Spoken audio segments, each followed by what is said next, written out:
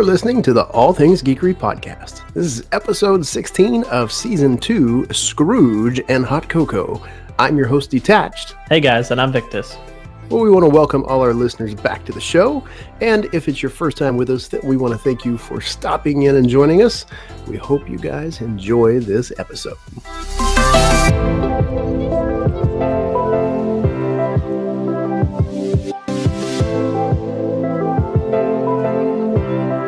Each month, guys, we pick a brand new kind of upcoming community member or somebody that's out in the community, whether they are a veteran or brand new. They could be an artist, they could be a gamer, they could be somebody that is just a very positive community member, but we have started a community member highlight, and this month's featured community member is Andrea Asperges, also known as Pixel Sword 94. I met him very recently over on Twitter, and he is a freelance animator and pixel artist, which, if you guys don't know, is basically what the old school games pretty much looked like. They had that pixelated look to them. He is a fantastic artist. He's been doing freelance work since about 2017. And if you've ever stopped over into King Gathalion or Say No to Rage's streams, you have probably caught a glimpse of Pixel Sword's work, because he's actually done some intro and some outro stuff for their streams. He does an amazing job. Andre has also been drawing since he was young, and some of his artistic inspirations came from Disney, the old school video games, and he's a huge anime fan as well. He also loves the old school Super Nintendo and some of the old 64 games, especially Super Mario World, Banjo, and one of my favorites, Chrono Trigger. Great job on those game picks, buddy. And you guys can find him out on Twitter, Instagram, Facebook, and YouTube as well.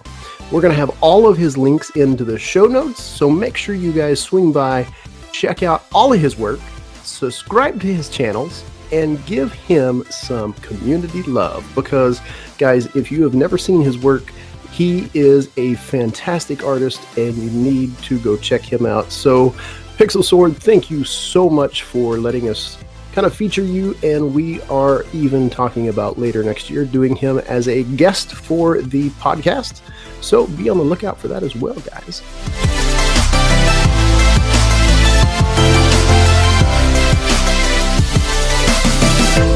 In this episode, we look at our favorite Christmas films, talk about Scrooge moments and hot cocoa, a review of our year and the growth of our show, plus look at a few upcoming games of 2019 that we are excited about. So to start off with, we mentioned in there's some Scrooge moments, and I'm sure there's some people that relate to me personally about this, but when it comes December 26th, there's no more Christmas. Christmas is over. Only 12/28. It's 12/28 right now. It is December 28th. It is still Christmas season. And I had a discussion with old Detached here when he had the idea to come up and talk about what we're about to talk about, which is Christmas films.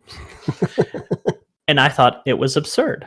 What in the world? Christmas is over. I'm taking down all my Christmas stuff. It comes down the day after Christmas. Ours stays up till sometime middle of January. So I hope there's some listeners out there that relate to this. And if you do, thank you. You're in the reasonable world. Make sure you're on the right side of that boat, okay? Make sure you're on the side that keeps all the decorations up till like the end of, the next month, and you still like drinking hot cocoa and watching the Christmas movies. Yes. There's both sides of those, or there's the other part of me just lazy and they leave them up, like me, and like for which I still need to take down stuff. Anyway, moving on to the part that I was so confused about is Christmas films when they were actually deserved to be watched, which was before Christmas. Our favorite Christmas movies. Our favorite Christmas films, yes. And your first one on the list is very odd to me. I did not see this one coming. See, okay. Jim Carrey's The Grinch is that's my go-to. Like when it comes to Christmas time, I'm popping that in and I'm watching it. Mm. And I just love it. I love his portrayal of the Grinch. I did, growing up, I did watch the cartoon version, and although I watched it later, like I think it was in my teens when I actually saw it. But by that time, only a couple more years later, Jim Carrey's The Grinch came out, and his portrayal of the Grinch and Jim Carrey himself brought to life that character. Love it. Has Christmas spirit into it and everything. It's got a lot of good humor. And, it's as with all of Jim Carrey's movies, you basically, it's the same type of mannerism in every movie. So I also loved the Pet Detective movies that he made. And so seeing that same type of humor put into the Grinch, it's just awesome. So that's one of my go-tos. And see, that's one of my least favorite Christmas films. It's good, but it's not one of my go-tos. That's one of my least favorite Jim Carrey movies he did, not because it was a lack of humor, not because it wasn't a funny or good movie. There's just something about the movie that I didn't connect with really well, and it's weird. He is the Grinch is just weird to me. So it's like a 3 on my scale of 1 to 10 Christmas movies. On your Christmas scale of, do I need to really see this? Yeah, it may be a 2.4. I'm going to say about a 2.4. Okay, that might explain why you still have your Christmas step up. There's just something off. Your face is off. But so number one for you, like what is your go-to Christmas film? So if you look at the list, this is not my number one that's on. My number one go-to film of all time is The Christmas Carol. Basically, any rendition of The Christmas Carol that was ever made, the classic Charles Dickens book that was written. There's been so many movies made of this movie, this book. But my favorite has been the Jim Carrey version, the animated Christmas Carol that was done a few years back. By far one of the best ever made.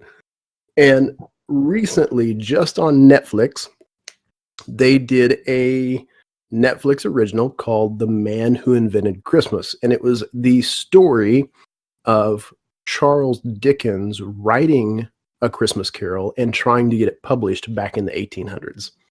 One of the best Christmas movies I've watched in a long time. That's definitely my go-to, is The Christmas Carol. Okay, I can see that. I mean, it's the story of Scrooge, man. Yeah. Scrooge is one of my favorite characters because you see where he's come from. You see this bitter-faced, hardened-hearted man who becomes completely redeemed at the end of this movie. And he begins loving, he begins seeing what love does, and he begins outpouring to people. So it's an amazing story of redemption. Yeah, I could definitely, agree with that. It just my personality-wise, I don't know. It's a great Christmas movie. It's not up there on my list. So it's not that I, it's bad or anything. Definitely understand it all, but. And this is why you like the Grinch. You see, you're just something wrong with you. Yeah, Scrooge and everything. That's why I like it. But I would, so jumping from your Christmas Carol, I now go to the Santa Claus side of movies. And definitely top 5. The ones I always go to is the Tim Allen Santa Clauses.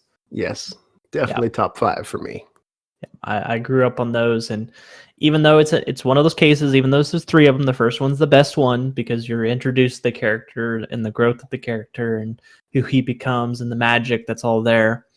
They're just I grew up on them and the way they portray. Third one is I'll give it an okay, but I still watch it because it's one of the 3. So, it is one of the 3, but I do agree it is not as good. Yeah. I mean, they try to introduce a different sort of magic, an alternate, what would happen if he never became Santa Claus. But as far as the ones that get broken out, that's up there with the ones that I'm now introducing them with my daughter. She watched them over Christmas, so Oh, yeah. Great kids movies. yes, And Martin Short does a really good job as Jack Frost in the third one. he does. He does. The I best line, best line in the third one was when he gets all mad and he's like, "I invented chill." Best part of the movie right there. Yep, absolutely. Yeah, those are definitely top 5 for me. I would say they're probably in the 5th spot because my number 2 all time, ever since I was a kid, go-to movies has been Die Hard. And there's the side of those aren't Christmas movies. Well, guess what? Die Hard number 1 and Die Hard number 2 both came out on Christmas, so they are Christmas movies. Ha! Now, I only have Die Hard 1 and 2 on here because the third one was not a Christmas movie, and then 4, 5, and I think 6 are in different countries. Yeah, they are. Yeah. So they're just not Die Hard movies. The Die Hard 1 through 3, amazing classic action films. 4, 5, and 6 were just franchise money grabbers, and they did not have a good story to them. They had Bruce Willis, and that was about it. Okay. All right. So you're in the boat of the Die Hard Christmas. Die Hard Christmas. So Die Hard 1, Nakatomi Tower. If you've never watched the movie, shame on you. You are missing history. You should definitely watch it. Even if your parents tell you you're not supposed to, you should still watch it, okay?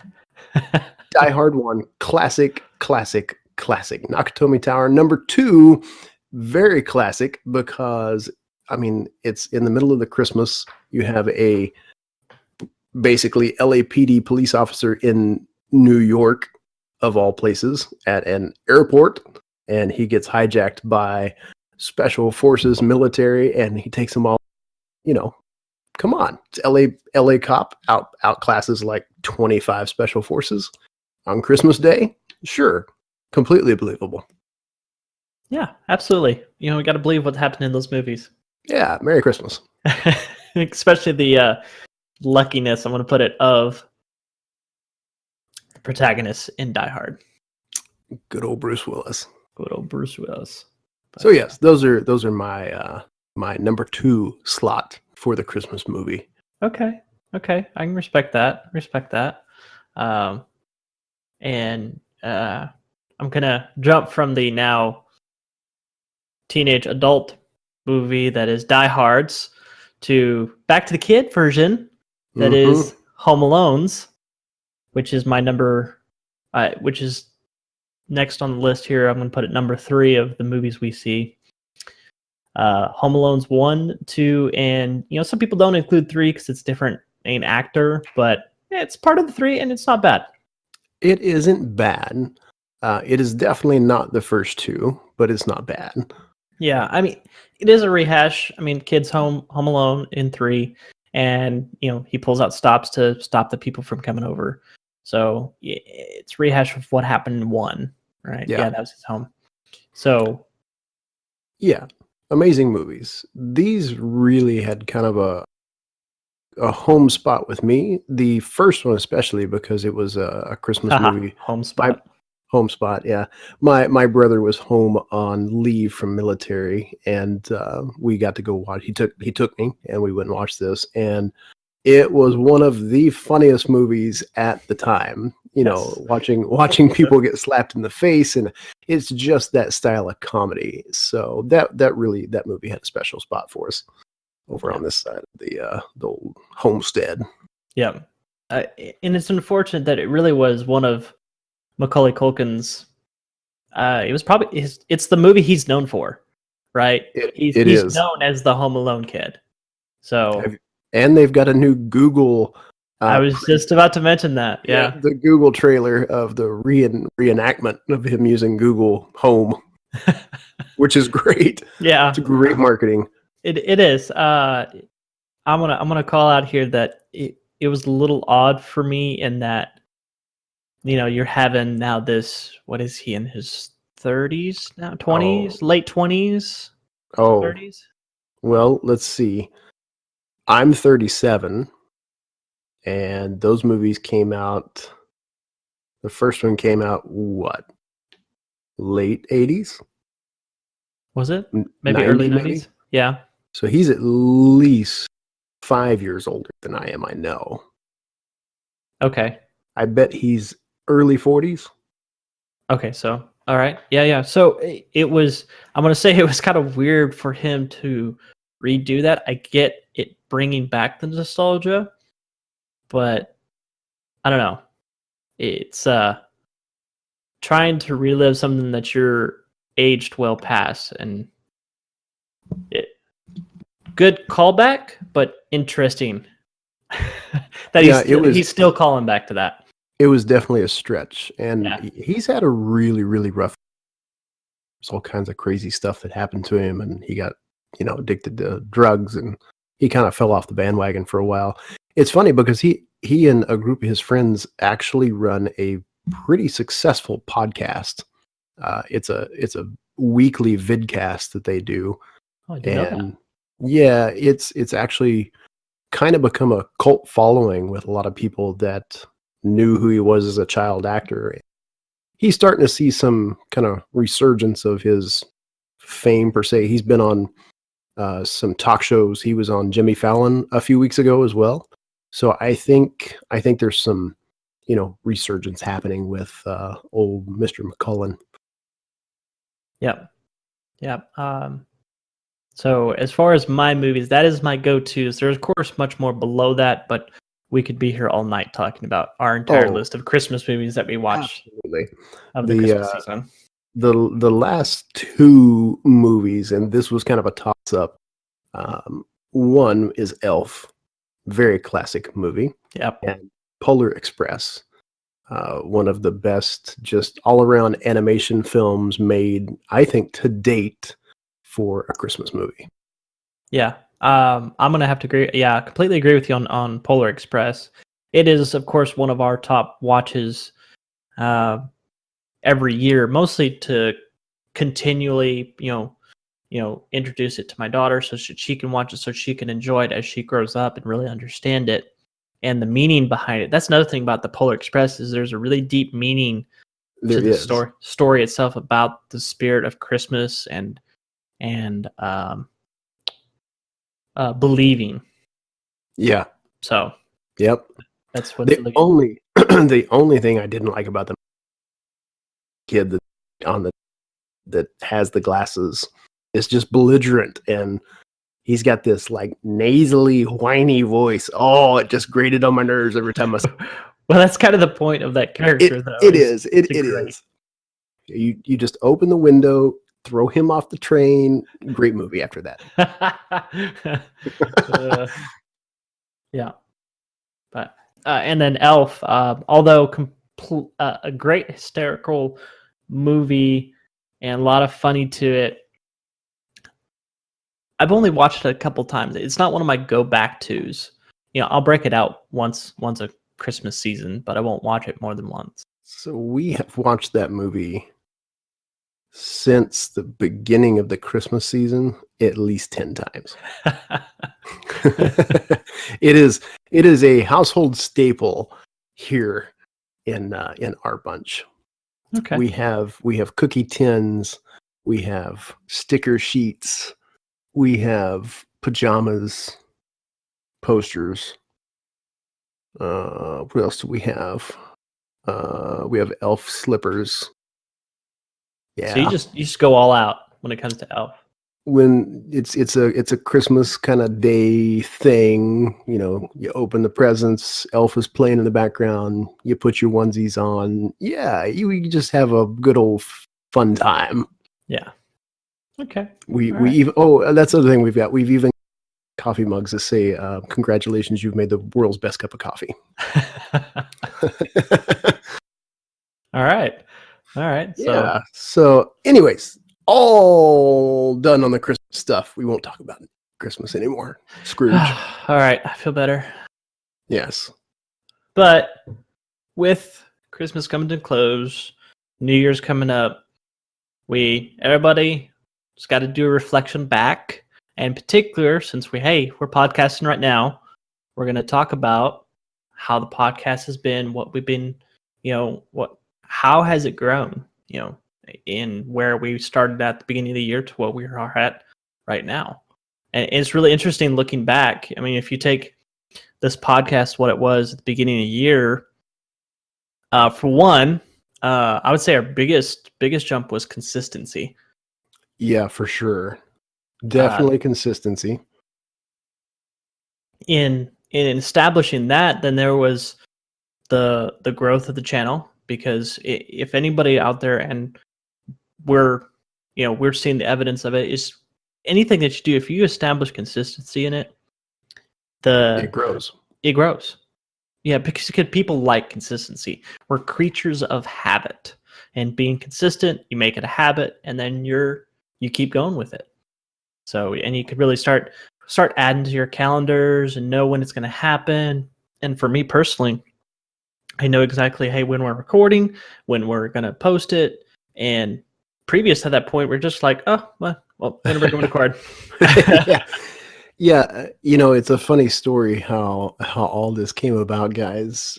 It was kind of a whim. We both enjoyed podcasts, and we have had quite the process of getting up to this point now. What year are we on now of actually doing a podcast?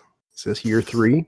I think this is year 3. Technically, this is only year 2. Technically, it's only year 2, because our first one that we did was more of a test run to see how things functioned, and really, we didn't even get our foot wet technically. Yeah, I think we did like 4 episodes that year. Yeah, so this is really only our second official year of having and hosting the podcast. We have seen more growth, I would say, since early spring till the end of this year than we have in the first basically year and a half of the podcast. Yeah. And it comes down to consistency. I think we have learned a lot about ourselves. We've learned a lot as hosts. We've learned a lot about our community, and being out on Twitter and different social realms that we're in. I think consistency is across the board, not just with when we post here, but I think our social posts, connecting with people. And now, just over the last couple of months, we've introduced this basically community member highlight, and that has gotten some really good traction. We're on our 3rd one now, and we've seen a really nice outcome. We've seen people going and finding these community members. We've had pretty good success, I would say. We're not seeing rapid growth, but slow and steady wins the race. Yeah. Well, and along with, making the podcast, you mentioned the community member per month. It's all about networking. And previous to the podcast, it was what I was horrible at, was networking. Yeah. But that's one thing about running a podcast. When you start doing it consistently, you start seeing changes in yourself, in how you interact with people. You have now a commonality to discuss with people, like we're discussing right now, with, maybe they're running a podcast, maybe they do some kind of content creation, and get to connect with those people. And then you connect with more people, and then it's like, well, hey, how's it going, guys? And you go out to events together, and it all comes together as one big community. And that, that's the, goal of this podcast. We create the content, but then also to make sure that you guys enjoy the content, and then everybody connect together, so that we know there's other people that create different content. Go listen to them. Go look at their art. Go look at their videos. Go look at their, whatever they're doing out there. Yeah. And, tons of great stuff out there on, part of the gaming community of people that put videos, art, music, whatever they do. It's a lot of cool stuff out there. Yeah, for sure. I think that's going to morph and continue to grow even into 2019. I think as we move forward, we've got our processes pretty much solidified, and how we do this thing.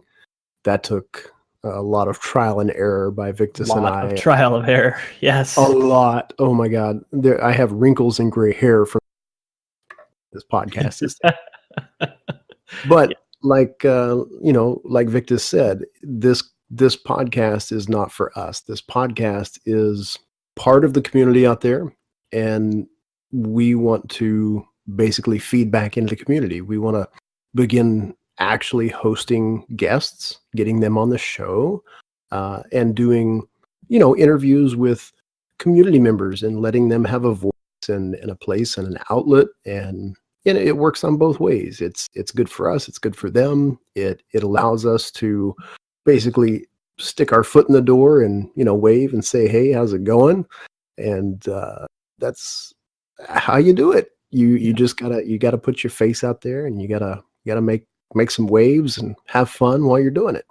Yeah, absolutely. And going from the review now into the looking forward, the podcast will probably it'll be changed come a year from now when we do another look back in how the processes have changed, how we've grown, how we've connected people, going into what does bringing on guests look like for our podcast. So that's exciting to think about. It is exciting in what the podcast will be. But and we've talked about having guests on the show before, and we've just not ever had.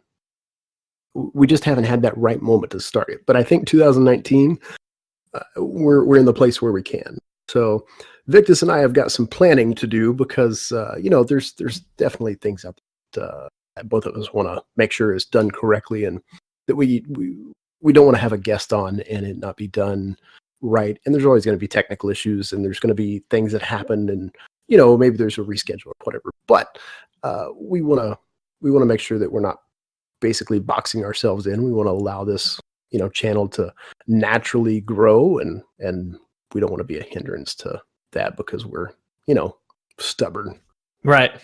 Which is hard to get over. It is. Stubbornness is mainly Victus. I'm not stubborn at all. Oh boy. Yeah. Okay. Future updates with the channel. Yeah. Okay. Back to script. Back to script. Yes.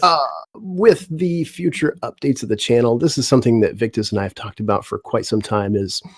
I'll give you guys some context about this. Is when I originally started into the kind of the media realm and blogging, basically video content creation, was, good Lord, 2008. So 10 years ago, with blogging, writing. I've got books on the back burner right now. I still have a blog that I run and do multiple things with, but this is really the outlet that I want my time and attention put to. So what Victus and I have talked about is taking all of our time and effort that we put into content creation and streaming, is having an outlet, not multiple outlets, that we can host that on. And that's all Things Geekery. So basically the Detached gaming channels, the Hobbits Journey blog, everything that I used to run and used to do is going to be merging soon over into an All Things Geekery platform. And everything will be under the All Things Geekery title. So There's your announcement for you guys if you listen to this. Big announcement, guys. All Things Geekery. Yeah, it really is. There's so much work to do on the back end to get things moved and redirected. It's one of those where you start looking at it and you go, holy mama, that's a lot of stuff that needs to be done. Yeah. Just the rearrangements with the websites, the redirects, it really is kind of overwhelming. So if you guys have any experience with that, if you've done that, we would love some tips and pointers, things that you ran into, maybe good, bad, ugly, wow, that didn't work moments. So let us know let us know, reach out to us. Yeah, but that does bring up a topic where people get started out and they'll combine with other people, or they'll realize that the idea or DNA of their channel needs to change for whether their personalities change and no longer matches, or they found another interest and they want to change it. It's okay to, do a rebrand, communicate it out, and then go and do that rebrand. Say, hey, we're changing over to do stuff like this. Yep. And as long as you communicate it out, everything's going to go smooth. It really is. Well, and I think the biggest thing from my side is we both have families. So, if we were single guys and we had more time, that's a different story. We would probably be doing, some of this a little bit more full time. We'd have more time to put into it. But you got to put priorities where priorities, need to be put. Family comes first. And there's just too many outlets and things to run for, a hobby. So when I originally started my first channel, it was based around gaming, writing, and lore. Mainly lore of Tolkien and his books, Lord of the Rings, the old Middle-earth history. But I had tons of stuff out there for movies, TVs, reviews, and it was a lot of time. It was a lot of effort. The blog has done amazing. It's in fact still very, very active, and I don't really even write on it a lot.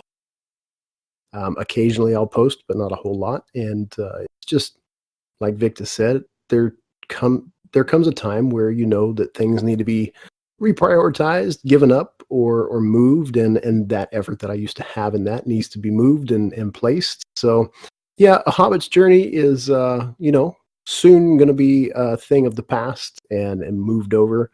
All the writing and everything that I used to do for it will be over this new website for All Things Geekery. So yeah, I'm excited. It'll be cool to see what happens in 2019. Yeah, it will, and it'll be a great time when we can present to you, the listener, here is our brand, the All Things Geekery. Enjoy our content, and we can connect with you and actually through all the platforms all at one time. Yeah, well, and you said keyword brand. I think if you look at gamers, they've got a brand. If you look at Twitch streamers, they have a brand. It doesn't matter whether you're writing a book, whether you work at a retail corporate office, whether you do whatever it is you do, you have an image, you have a brand, and there's a way to market, bad way to market it, and we're trying to consolidate and market this brand in a very concise way so that it gets more attention. All right. Yep. Yep. Definitely more attention. Yep. Absolutely. And that's one of the projects you're working on, and I know on my side, my project from a content creation standpoint is getting into the streaming world, setting up and starting, getting everything, setting up all the platforms, getting the Twitch, which will be my platform that I choose and stream on, at least for the time being. I'm going to start streaming on there, get everything, set up for you guys, listeners, or whoever will be tuning in to have a good layout, have good content, produce from there, getting decent equipment so you can hear me good, see me good, and see my gameplay good. So getting to that point, some people, they just turn on the camera and they go. Me being a kind of an OCD perfectionist. Kind of. There's not a kind of in there. I want everything to be just right. Yes, absolutely just right. But he's not done with his table yet. There's cables laying around everywhere. Yeah, I fixed that. I fixed that. Good. that was a lot of Christmas hardware that got unboxed. I wanted to test it out right now and not have to deal with That's a cables. perfect moment to take a picture and connect with your community and go, guys, look, post it on Twitter. I did. Yes. Hey, you're supposed to create an Instagram account too. I'm pretty sure there's a graphic designer that made you some really sweet logos and images, and you now have an Instagram account. Right. Yes, it's on the to-do list. But that's all part of that project is, and call back to when I wasn't really good at networking, and also not really good at networking, not really good at confidence of part of that networking and connecting to people. But it builds up to that point where, hey, we're hosting a bi-weekly podcast. Now let's take the next step. How does streaming feel, and go down that avenue, or whatever other avenue you do, whether it's a stepping stone to writing a good blogs, or hey, you're going to start reviewing items. It's always, start one spot and you may end up someplace else. Actually, you probably will. You probably will end up someplace else where you and your personality fit best. I had no idea that 8 years after starting a blog, I would be doing a podcast, and we would be out on iTunes and Spotify and, making YouTube videos. I didn't know that I would be doing this. I didn't even know that I would enjoy it at the time. Right. But it's a blast. It's a lot of fun. And you said something that, it comes down to confidence. And there's a lot of people out there that I know struggle with that same exact thing. They struggle with the confidence, and they struggle with, but if I put myself out there, then there's going to be people that don't like me. And let me tell you, there's probably going to be people that don't like your style, and that's okay. The main thing that I can give you guys some advice on after doing this for so many years is just don't listen to the naysayers. Be you, have fun with it, and take a risk. So what? You had somebody say something bad to you. It's okay, because they have an opinion. It's okay if they voice it.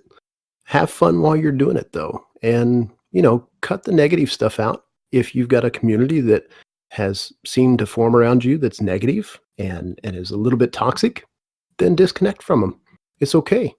There's tons of people out there. There's groups of people that me and Victus have disconnected from. And there's a community of people that we have come in contact with that are crazy cool, and we have made friends. And it just comes down with, every little step that you guys take and make, and, every little piece of content that you put out there that you get, maybe some critical feedback on. Take that with a little bit of grain of salt. Make yourself a goal list. Look at what needs to be improved. Maybe it's the way you say things. Maybe it's your personality. Maybe it's the way you write, or your content, whatever it might be. Just start making a task list, looking at certain things. Maybe it's the way that you write a podcast script, or maybe it's the graphics that you've got, or whatever it might be. Just take a few risks. And, it comes down to that old saying of, you fell down. Are you going to stay down? Or are you going to find somebody that is willing to help you get back up? Or are you going to find something to get you back? I think that comes down to what builds that confidence for you. Be okay with a little bit of negative. I've seen it. Victus has seen it. Mm-hmm. And it's one of those that if you live by fear, then you're never going to take that step. Just be okay with what happens. Be okay with the outcome. Don't let the content that you make be what keeps you down or keeps you out of the game. Yeah. Because it's just content. Yeah. And I'm going to tack on one point before we move on to our final topic. And is that I always go back to the quote, you always miss the shots you never take. Yeah, that's a great quote. That's a great quote. A great quote. I'm going to get that put up on the wall somewhere. But that goes into me personally in that, we've been doing podcasting now for 3 years, consistently now for almost a year. Yeah. And every time before the podcast, I am at a loss of what in the world I'm going to talk about. We have a script. That's great. And the more words I can put on there, the better I feel, but still. And then I get on here and it's like, whoa, hey, we're having a blast. Let's do this. It's great. And it goes into, you never know when you start where you're going to end up and then where you're going to continue from that point. So this is, taking this year in review it's astonishing to see that growth happen, that change happen in how we are. Yeah. And whoever, if you're listening, if you're thinking about getting into content creation, just start. Yep. Just do it.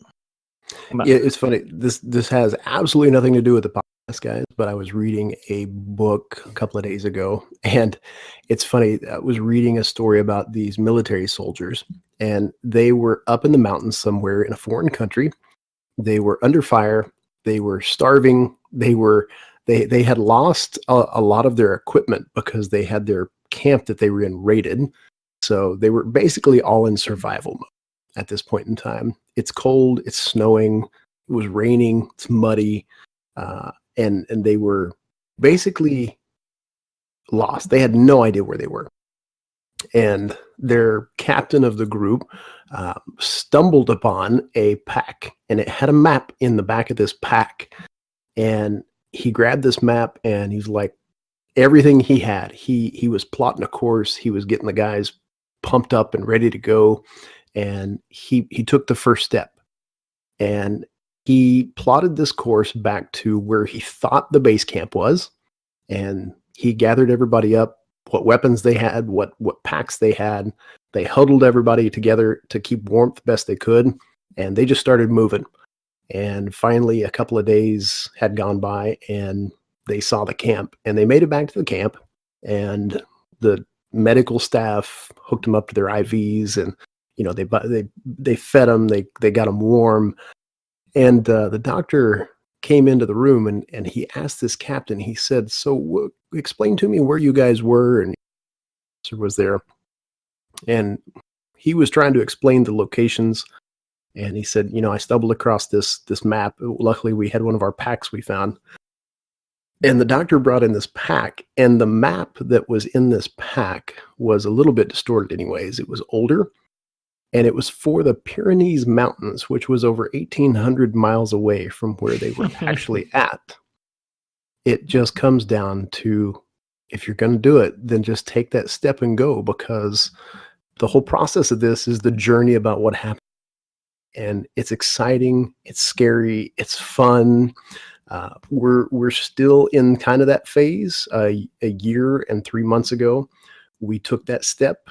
I packed my family up, and we moved 25 hours away from a home, a job, a consistent lifestyle, and we started something new for our family.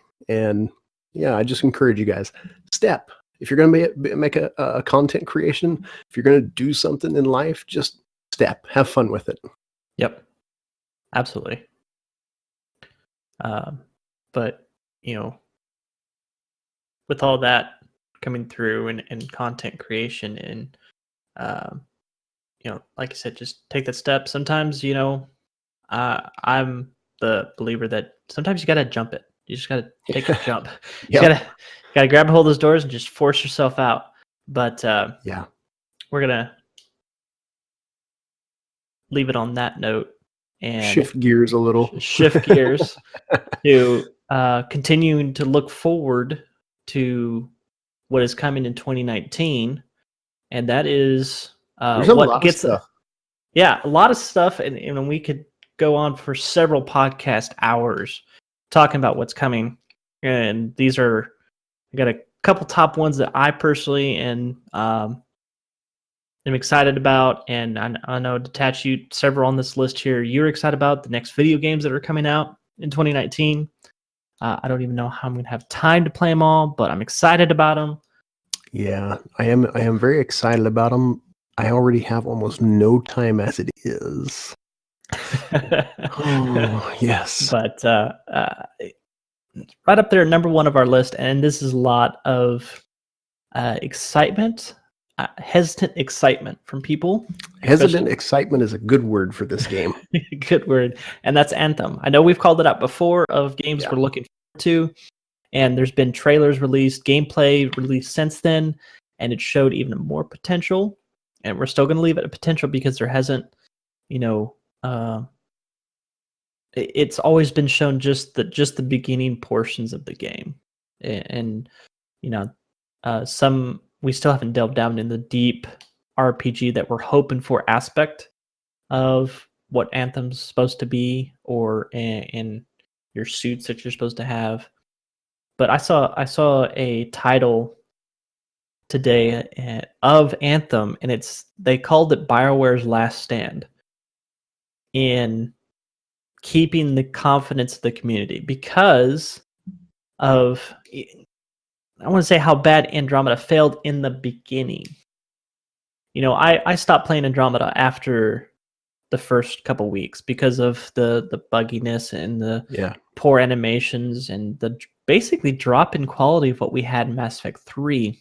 Yeah, it was terrible. But then I went back, I picked it up several months later after they had very quickly fixed a lot of that within the first couple weeks, but it took me a while to go back to it, and I enjoyed it. I had fun. Yeah, they did a good job. I finally went back and played some of the fixes, and they did a good job. It was just really hard for me to get back into it, but I do like where BioWare is going. I think the previews that we've seen of Anthem, I think the hesitant excitement is still a good keyword for that. I think there's some positive feedback from the people that have gotten a chance to get their hands on some testing and seeing some videos of it. But again, I think BioWare burnt a lot of people, so they're hesitant. But I think Anthem could definitely be an amazing game. Great story if it goes the way these videos and marketing has gone so far. Yeah, and everybody wants to love BioWare because of stuff that they've done previous to this point. People. I mean, you look at all the Mass Effects. You look at, they did KOTOR 1, right? Yes. Yep, they did. Yep, and it was Obsidian for KOTOR 2, right? Yes. So, they have a lot, and several of the same people are still there. There's a lot of new blood. But I want it, and of course all the Dragon Ages. All the Dragon Ages, some good. I enjoyed Inquisition, and there's people that love different ones different ways. But BioWare is one that people want to love. They know there's the talent there to bring it together. Whether it's a higher up decision that says, "Hey, the game needs to be this way. It needs to include this microtransaction," whatever. Besides the point, when it comes to RPGs, BioWare's up there, and people want this to be a good game. I want this to be a good game. Yeah. Where we can get in, we can co-op, we can create our own character, our own personalities in our character, and then bring it to life in this new universe they're going to build. So when it comes out in 2019, I'm going to be playing it. It's going to be my day one of this Have list. they given a date for the so-called release, or they're just saying sometime in 2019? I can't remember. February 22nd. Okay. So it's right around the corner when we'll start, when we're going to get into 2 months away. Get to sink our teeth into it, and hopefully it's not. One thing I hope they don't do is that when it comes out, it is a full-fledged co-op RPG game. Yeah. It has the in-game already there. Whether the DLC expands that, no doubt there's going to be DLC. BioWare always has that, but it is either an addition to or expansion of whatever in-game you beat during that initial release. They need to have that.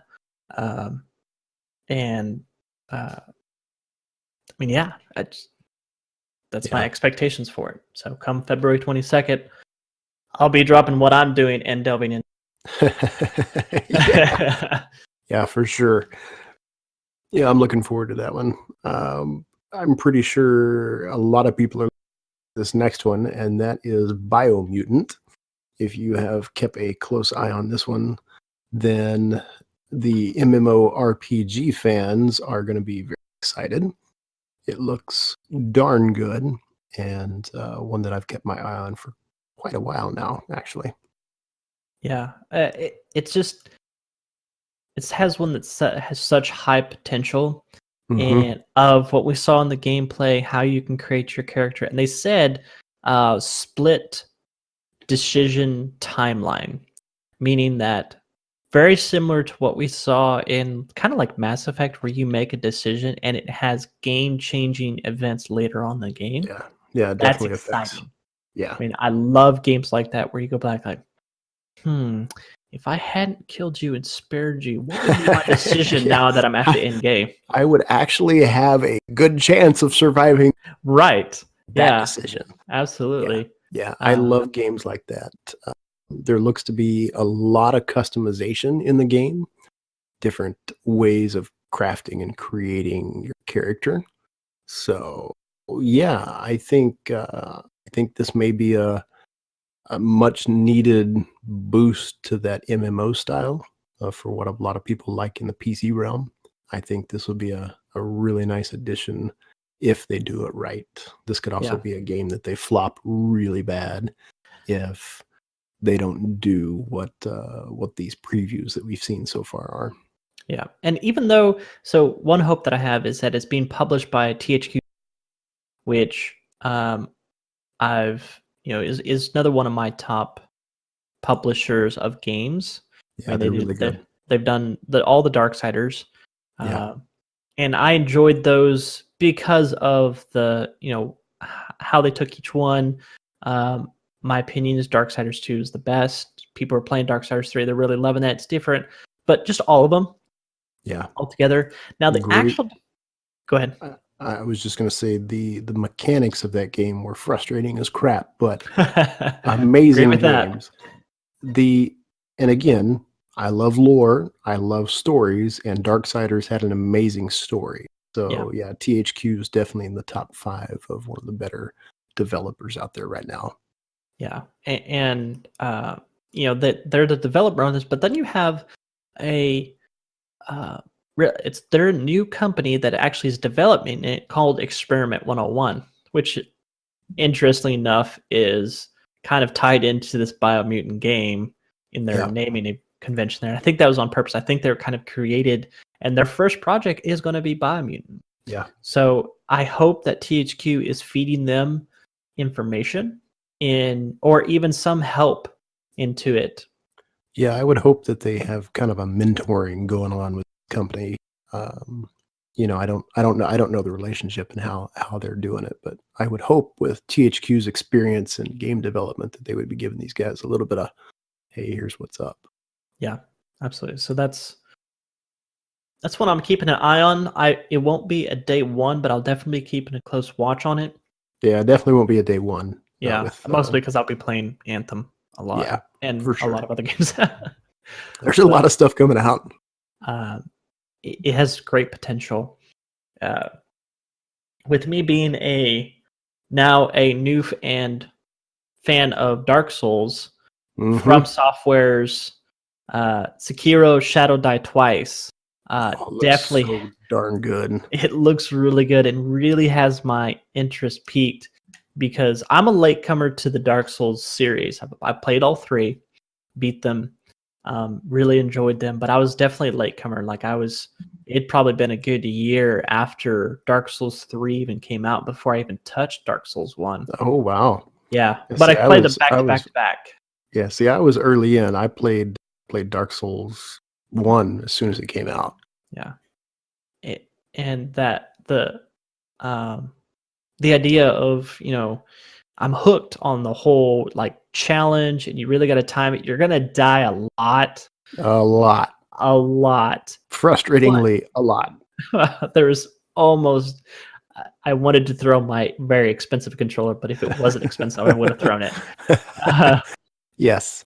But having that type of situation now in, say it's now feudal Japan setting. Yep. It's going to be really cool. Really definitely cool. Playing a favorite time era of mine, the kind of golden era of the samurai. That was one of my favorite historical pieces to study on, and it's going to be fun playing that. But looks like you now have one on here.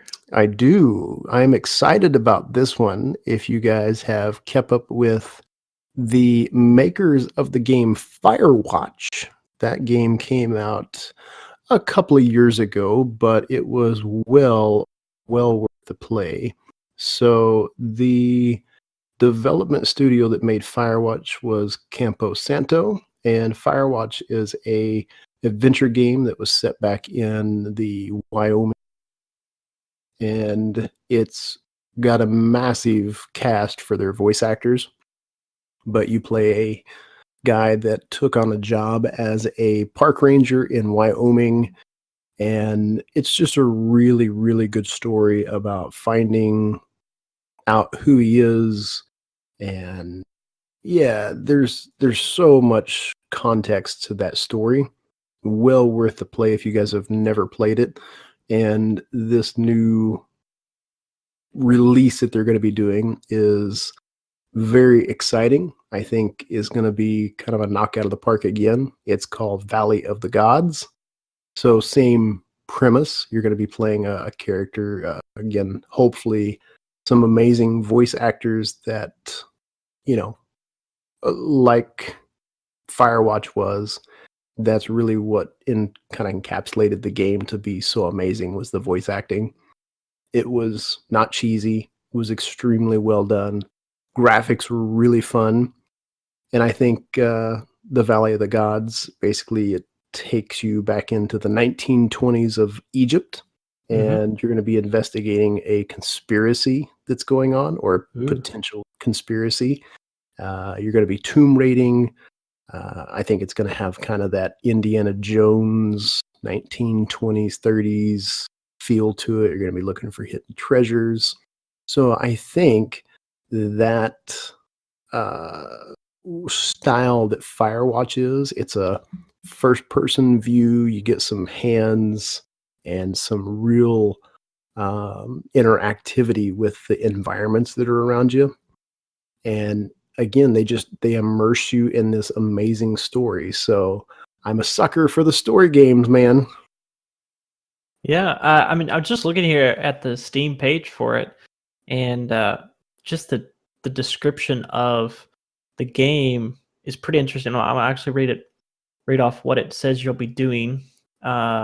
Explore a remote and ancient village in the Egyptian desert, uncovering treasures and treachery in pursuit of a discovery that could bring you fame and fortune, or leave you for dead buried beneath the sands.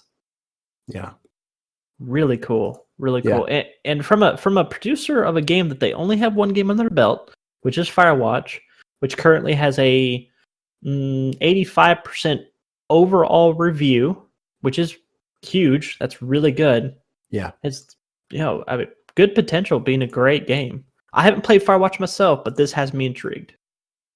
Firewatch, I would say over the last 5 years, top 3 games I've played.